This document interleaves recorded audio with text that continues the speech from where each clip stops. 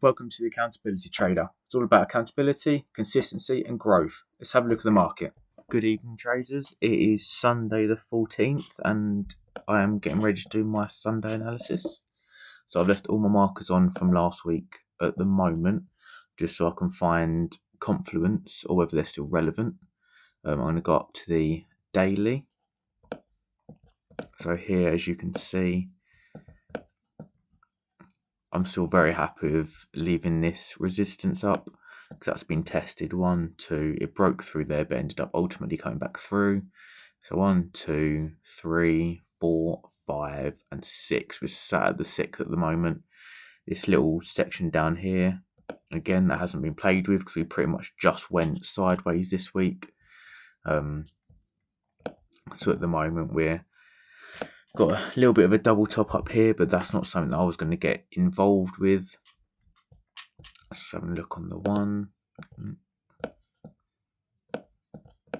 So at the moment I haven't got necessarily a pattern, unless, let's have a wee look here.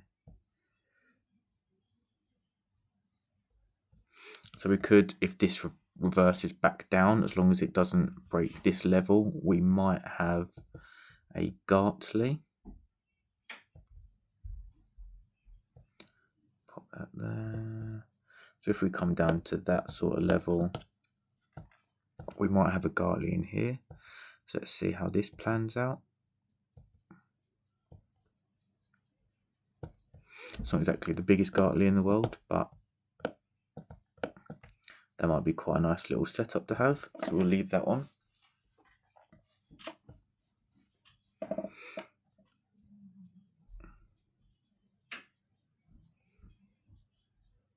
So all the right levels. Right, okay.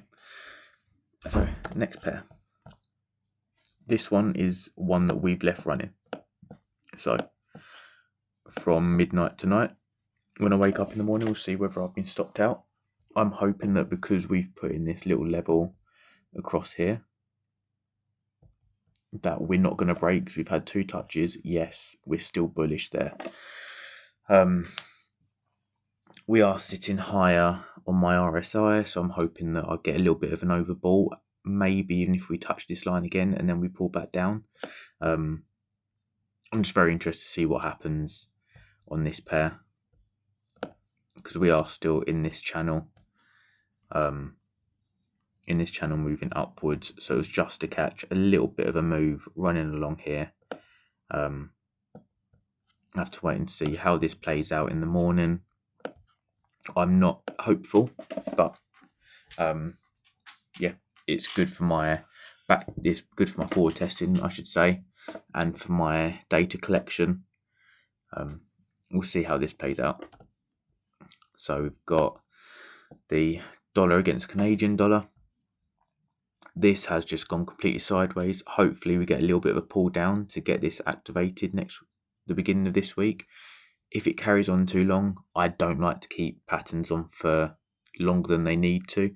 As soon as they stop looking like the pattern, I get out, like I would for the X to A, the A to B, or the B to C. I don't like dragging this all the way out here with chopping around. That is not how I like to trade. So if we come down a bit cleaner from here, I'd be happy to get in. If we carry on up and then we come down and we get into a bit more consolidation, I cancel out. Let's have a little look on the daily, see where we're at. Still pushing up a wee bit. I still like this high level up here. We are quite a way away from it. That's ultimately where I thought we was going to come from, this area. We've came and consolidated a little bit. So I'm going to leave that in case we do head back up. It might be for a little while, but at the moment it's out of sight, out of mind. It doesn't necessarily matter. Same with this level down here, that can stay because we're in like the 50% mark at the moment. Not that I'm expecting to get anywhere near it anytime soon, but it's there for a bit of a reminder. So at the moment, not necessarily looking for anything else other than this to play out, because we purely just went sideways, sideways. Now dollar against the franc, I'm still bearish on this pair. Yes, we mucked around this level a little bit, got a test of this level, tested this sort of level as well, and came back through. This week's going to be interesting, see how we recover after the news of last week. Very interesting to see how it all plays out. Again, I don't necessarily have any patterns set up. I don't have any reversals that I'm looking for. I'm literally just sitting and waiting, see how Monday ends probably before I start thinking of genuinely getting into anything, because I'm in no man's land again. But yeah, end of Monday will really be like the telltale of how the week's going to hopefully start and carry on, unlike last week. So you've got Aussie dollar against the dollar. Still got this major. Let's make that a bit thicker. This major level of structure up here. Had this big spike there back in last November. So that was the latest level that I'm aiming towards. I can't aim for obviously these because they're way off, but this is the last biggest spike. We are heading there. We are going in the right sort of direction. I would love to maybe get another touch of this, a little bit of a play around here, maybe touch this level and get a retest to try and get up to this level. At the moment, I haven't necessarily got anything. I do have the touch of this level. Oh, let me delete that.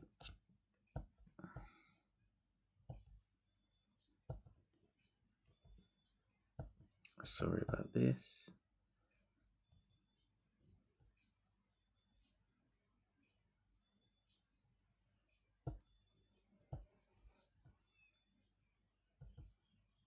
I don't know why they are extending out. And regardless, I have my structure lever here that I could have possibly got a reversal out of, even though that wasn't a reversal candle. So I might get that drawn in. Then I can see if I can get a second touch of this.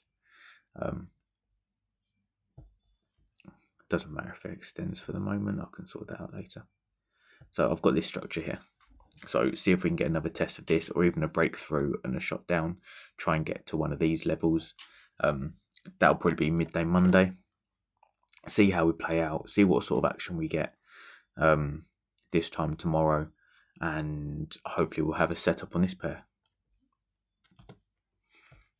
So I've got dollar yen, a lot of sideways this week. This pattern was very strange last week. Still got this kill zone of support.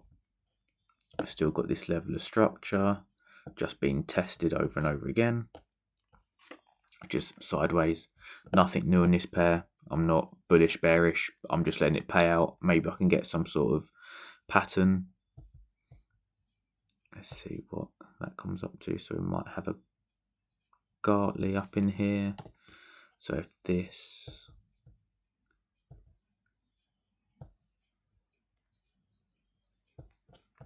Let's get this drawn in.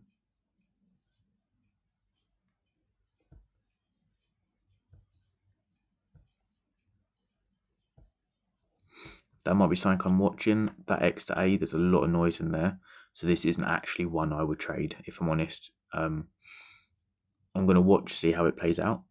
But that X to A is very, very dodgy. The rest is incredibly clean, especially if we come right down. So it might be something I'd look at. But yeah, again, going to have to see how it plays out. And I might use that just for future reference more than anything. Pound yen, I haven't done anything on this pair for a little while. A lot of noise. It's still incredibly bullish, which is quite nice. Might be able to get some sort of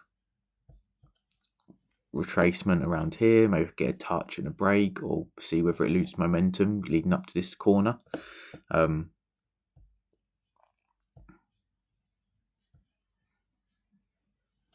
Don't know why it's doing that. But yeah, we'll see how this one plays out as well.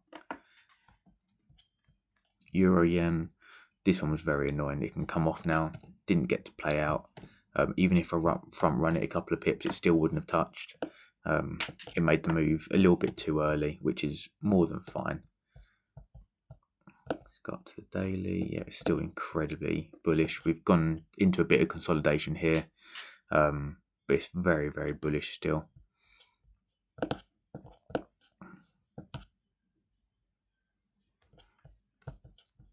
Got a bit of a level here. So that is ultimately what we're going to be playing for this week, especially with it being bullish. Maybe we could catch something like this, a bit of a touch and a reset.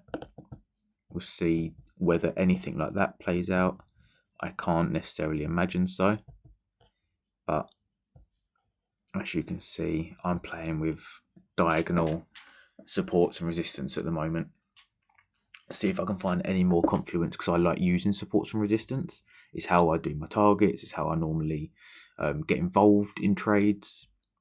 I am starting to find a lot more confluence with diagonal trades as well at the moment. So we'll see whether that plays out, whether there's anything I can learn from this sort of section coming in as well. Down to the 1 hour. Again, we've been playing around this sort of area for a little while now. Let's try that one again. Yeah, just being sat around here. It would be nice if we could get some sort of reversal to this sort of level, or whether we broke straight through and came up here. Just find some confluence. Yeah, again, Monday will be a bit more of a telltale sign, I think. Aussie yen. Got this level I was hoping we'd come up and retest. It's looking a little bit more bullish. The whole pair is incredibly bullish at the moment. Very, very, very bullish. So we'll see whether we can keep the momentum up, keep putting in the higher highs, get a retest of this, even if we break through and retest and keep going bullish. I'm definitely not looking to sell at the moment. We are overbought at the moment, but with the amount of momentum we've got, I'm not expecting it to reverse anytime soon. And we've got gold. So this is a pair that got me wanting to learn next a trend reversal strategy. And as soon as I started looking into it, we've consolidated. We've done absolutely nothing this week, which is completely fine. Still got my alarm on this line because I'm still 100% positive we're going to break through and we're going to carry on travelling up. It's just what the trend has done for quite some time. We've had a really, really good spike. We might get stuck in an area like this again, big consolidation. I don't necessarily think so. But this is a commodity that I'm incredibly excited to learn about, see how it behaves, and go on from there, really. But something I did want to look at, seeing as I always go on about news, is Forex Factory. So this week we have a lot of news, but also a hell of a lot of noise. So I'm going to just filter this down, take away all the stuff we don't necessarily need to think about, apply that. So this is all like the major news. So the main ones we look for are the US dollar and the JPY, the Japanese yen, because all of our pairs at least incorporate one of them two. So this week on Tuesday, we've got core retail sales. We've got the federal funds rate, the FOMC. So Wednesday evening, I won't be trading. I don't trade around the FOMC. And then coming in later, monetary policies on the pound, unemployment claims, and Bank of Japan. So Friday on the Japanese, I won't be trading either. Don't trade on the Bank of Japan, the Bank of England, Bank of Canada. So I won't trade in the Canadian dollar either. Every Sunday, I'll go over this. We'll check every Sunday, see what sort of news is coming up, see what we reckon is going to happen, maybe put in a few predictions, and see how much it affects the charts. So it'll be a good way to learn and start taking notice of everything, because on the 1 hour I do tend to get affected quite a bit with my tight stops. It's as simple as that. So I need to keep myself accountable, and I need to grow through learning the news. Not necessarily for targets, not necessarily going to try and trade the news. I just need to be safe around it, that's all. Right, thank you very much, guys. I'll catch you in the next one. That's it for today's analysis. I'm the Accountability Trader, and I'll see you soon.